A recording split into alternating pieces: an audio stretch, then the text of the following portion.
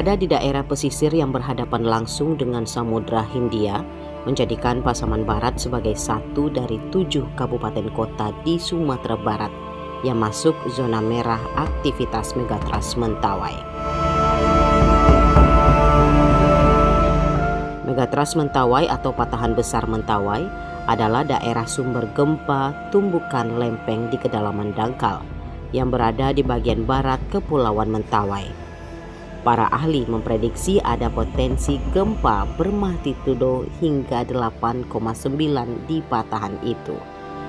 Gempa besar itu pun juga disebut berpotensi memicu tsunami yang bisa menghantam Kepulauan Mentawai dan pesisir barat Sumbar, termasuk Kabupaten Pasaman Barat.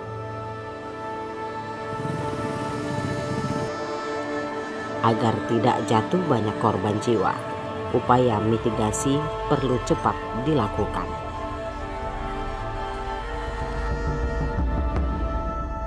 Tidak seperti Kota Padang yang telah punya sistem mitigasi dan sarana evakuasi memadai, Pasaman Barat jauh tertinggal. Padahal dari 11 kecamatan di utara Sumatera Barat ini, 5 diantaranya berada di daerah rawan tsunami, yaitu Kinali, Sasak Ranah Pasisya, Sungai Awu, Koto Balingka, dan Sungai Baramas.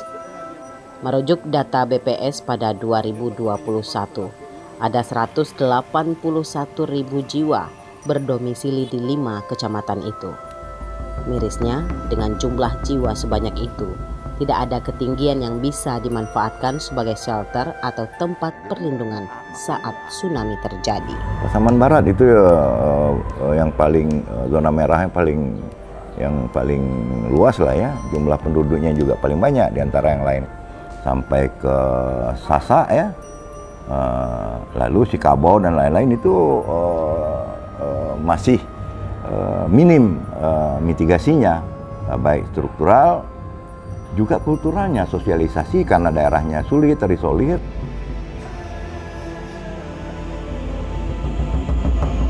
Jorong Katiagan dan Jorong Mandi Angin Nagari Katiagan, Kecamatan Kinali, merupakan daerah berpotensi diterjang gelombang tsunami Megatrust Mentawai di Pasaman Barat. Kontur daerah berupa hamparan datar di pinggir laut tanpa perbukitan untuk lokasi evakuasi. Dikhawatirkan bisa menimbulkan banyak korban jika bencana itu benar terjadi. Jauhnya jarak 2 jorong itu dari zona aman membuat golden time penyelamatan diri pasca gempa berpotensi tsunami dikhawatirkan tidak termanfaatkan. Alfian, Kepala Jorong Mandi Angin, menunjukkan betapa rentan wilayahnya. Laut menjadi pekarangan warga yang umumnya nelayan. Kerentanan ini telah disadari warga sehingga mereka selalu dihantui kecemasan. Cemas jika tsunami Megatrust Mentawai terjadi. Apalagi duka gempa besar 2022 yang melanda Pasaman Barat dan Pasaman masih lekat dalam memori warga.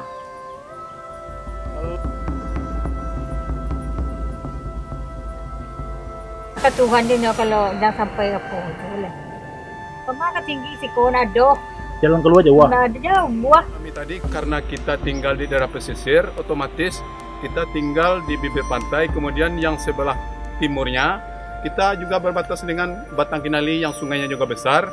Berarti dalam artian bahwasanya Mandangin ini terkepung dengan batang air dan lautan. Kemudian dengan adanya terkepung dengan batang air dan lautan tadi, tentu kita punya risiko tinggi kalau seandainya terjadi tsunami, gempa besar. SD Negeri 01 Kinali ini juga berada di zona merah karena dekat dengan laut. Ada 153 murid yang belajar di sini. Selain butuh edukasi kebencanaan, pihak sekolah juga mengharapkan adanya sarana evakuasi. Guru dan murid juga khawatir jika bencana terjadi saat proses belajar mengajar sedang berlangsung. Mereka pun tidak tahu kemana akan menyelamatkan diri. Inilah kami mohon bantuan masalahnya. Yang pertama sekali memberikan pembelajaran kepada siswa kami. Bagaimana evakuasi itu seharusnya yang dapat dimiliki oleh siswa itu. Untuk memberikan beban mental yang baik bagi mereka. Agar tidak menimbulkan korban, warga sangat berharap mitigasi bencana gempa dan tsunami di daerah mereka segera dilakukan, termasuk pembangunan shelter. Memang itu satu-satunya untuk keselamatan bagi masyarakat kami. Membutuhkan aslinya ada yang fisiknya melemah kan, ada juga fisiknya yang sederhana kan. Jadi kami harapkan cuma ada bantuan apa namanya tadi?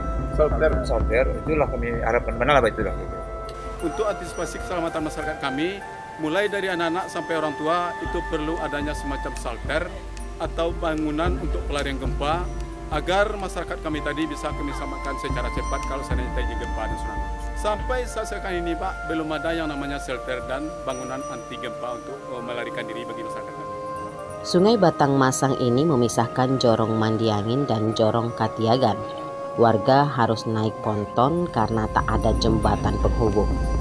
Untuk aktivitas sehari-hari, kondisi ini sudah menyulitkan pergerakan warga, apalagi jika nanti terjadi bencana. Aliran sungai ini dan dua sungai lainnya mengepung Jorong Katiagan dan laut yang ada di sisi barat. Kepala Jorong Katiagan menyebut tidak adanya infrastruktur mitigasi menyebabkan 2.000 jiwa yang tinggal di daerahnya terancam. Apalagi jarak Katiagan ke zona aman mencapai 20 km, melewati perkebunan sawit yang datar dan jalan yang rusak. Menurutnya, bukit yang ada di ujung perkampungan tidak bisa diandalkan sebagai shelter karena jalurnya yang menanjak sulit diakses oleh warga, terutama kelompok rentan. Kalau seandainya tsunami, kami sangat susah Pak dengan keadaan di Jorong kami ini, tempat evakuasi itu tidak ada. Cuma yang ada bukit tujuan aja, cuma tidak memadai Pak.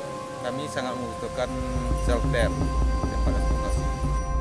Seperti warga Mandiangin, warga Katiagan juga berharap adanya shelter penyelamatan. Namun hingga kini harapan itu belum terrealisasi. Bahkan belum ada tanda-tanda dari pihak berwenang meski warga sudah bersedia menyediakan lahan. Kalau kami di sini mewakili masyarakat itu adanya untuk pembangunan shelter, tepatnya di tengah-tengah masyarakat. Lahannya ada Pak?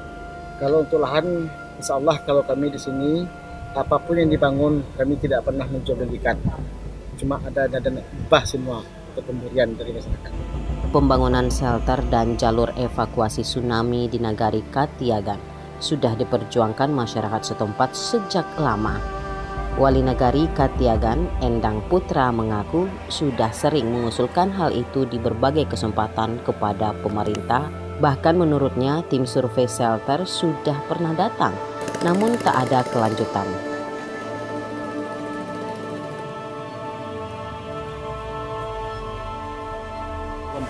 Kami cuma sesuai dengan anggaran Nagari Pak ya, anggaran potot supaya ada masyarakat untuk lari menyelamatkan diri dan jalan-jalan tikus Pak. Tapi untuk skala besar kami sanggup Pak, karena pendanaan Nagari apalagi sekarang Pak, defisit anggaran dana Nagari berkurang dan kami tidak bisa berbuat apa-apa.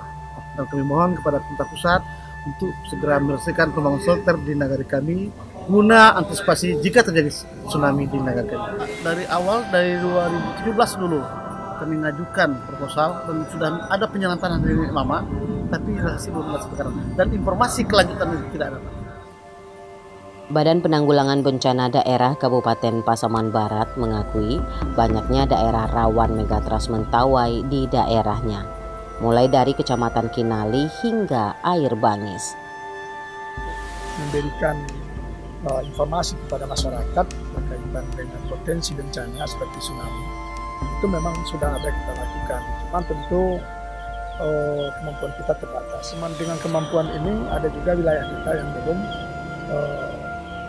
kita sentuh seperti Mandiangin begitu ya, karena wilayah ini juga terletak di tepi pantai dan juga dikelilingi oleh beberapa sungai. Gitu. Rasionalnya tentu kedua-duanya kita butuhkan, jalan evakuasinya dan juga bangunan agak tinggi supaya masyarakat bisa lebih merasa aman begitu. Kenapa? Wilayahnya itu cukup datar semuanya di sana begitu. Dan itu dengan wilayah lain agak jauh, contohnya dengan wilayah Wonosari contohnya. memang agak jauh, sehingga ini butuh bagaimana nanti kita komunikasikan dengan pusat.